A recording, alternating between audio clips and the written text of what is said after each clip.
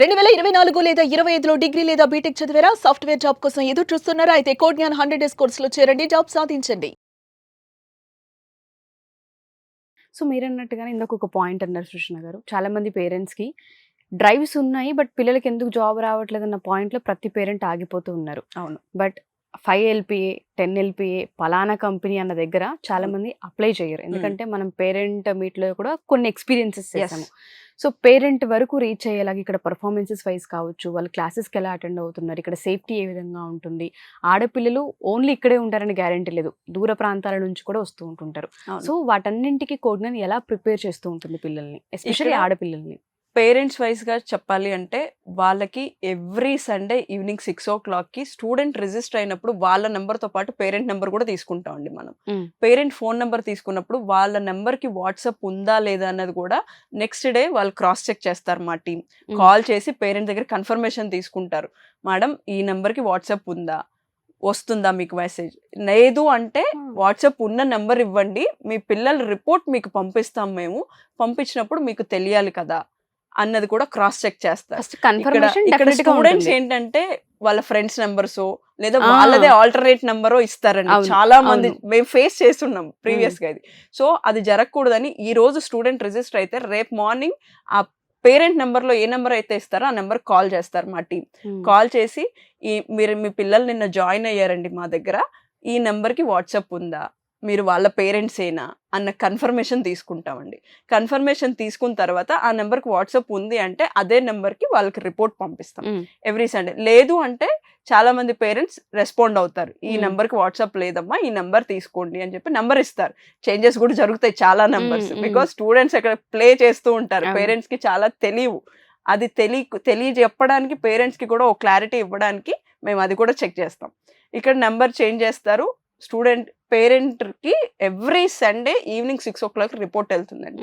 Week wise report వెళ్తుంది. వీక్ మొత్తం ఎన్ని క్లాసులు జరిగాయి, వీళ్ళు ఎన్ని అటెండ్ అయ్యారు, ఎన్ని ఎగ్జామ్స్ జరిగాయి, దాంట్లో వీళ్ళు ఎన్ని రాశారు, ఎన్ని మార్క్స్ వచ్చాయి, దాంట్లో ఎవ్రీ సాటర్డే పేపర్ ఎగ్జామ్ జరుగుతుంది, దాంట్లో వీళ్ళ పర్ఫార్మెన్స్ ఏంటి అన్నది వస్తుంది. AI బేస్డ్ ఇంటర్వ్యూస్ ఉంటాయి, మాక్ ఇంటర్వ్యూస్ ఎవ్రీ సండే, దాంట్లో వీళ్ళ పర్ఫార్మెన్స్ ఏంటి, అసలు ఎన్ని అటెండ్ అవుతున్నారు, వీళ్ళకి ఎన్ని డ్రైవ్స్ వస్తున్నాయి, ఎన్ని కంపెనీస్కి వీళ్ళు అప్లై చేస్తున్నారు, ప్రతిదీ దాంట్లో రిపోర్ట్ వస్తుందండి. ఎవరన్నా పేరెంట్ కి తెలియక అది ఏంటి అన్నది అర్థం కాకపోతే ఫోన్ చేస్తారు మాకు. అప్పుడు మా టీం వాళ్ళకి ఎక్స్ప్లెయిన్ చేస్తారు క్లియర్ గా, ఇది చూస్తే ఇలా వస్తుందండి, ఇన్ని క్లాసెస్ జరిగాయి, ఇన్ని మాత్రమే అటెండ్ అయ్యారు, ఎందుకు అటెండ్ అవ్వలేదు, మీరు చెక్ చేస్తున్నారా అన్నది కూడా క్లారిటీ ఇచ్చేస్తారు అక్కడ మా టీం. లైక్ నర్సరీ స్టూడెంట్ ని కనుక మనం స్కూల్లో వదిలిపెడితే పేరెంట్ ఎంత ఫోకస్డ్ గా అన్ని అబ్జర్వ్ చేస్తారో, మళ్ళీ ఇది ఇక్కడ రిపీట్ అంటే ఇది ఎలా చెప్పొచ్చు అంటే చిన్నపిల్లల్ని చేత్తో పట్టుకుని అడుగులు వేస్తున్నప్పుడు ఎంత జాగ్రత్తగా నడిపిస్తామో ఈ జాబ్ టైం అన్నది కూడా అంతే క్రూషియల్ అని చెప్పొచ్చండి. చేతులు పట్టుకుని నడిపించినట్టే వీళ్ళని గైడ్ చేస్తూ ఉండడం కూడా అంతే ఇంపార్టెంట్ అండి.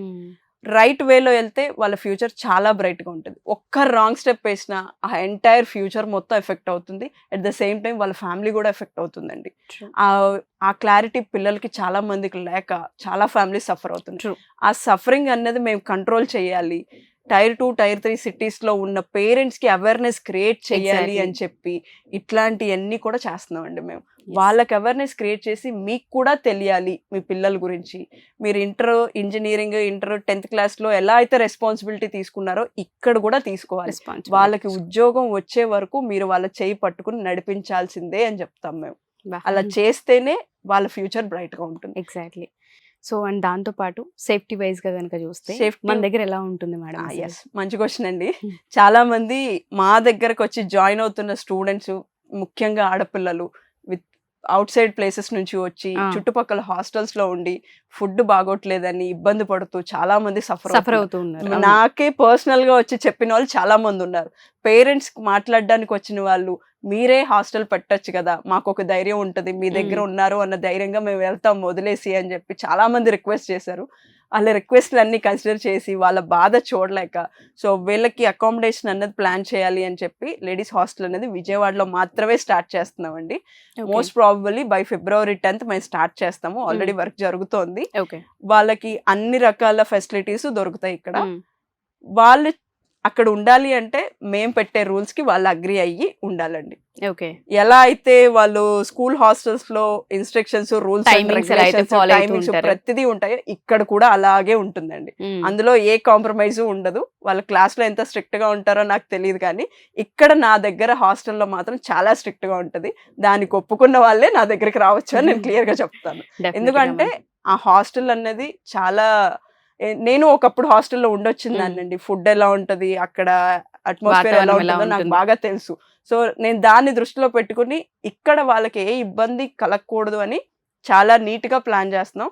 దానికి తగ్గట్టుగానే ఫెసిలిటీస్ ఇస్తాం. దాన్ని యూజ్ చేసుకుంటే వాళ్ళ ఫ్యూచర్ కి బాగా హెల్ప్ అవుతుంది అన్న పాయింట్ లో మేము కేర్ తీసుకుంటున్నాం.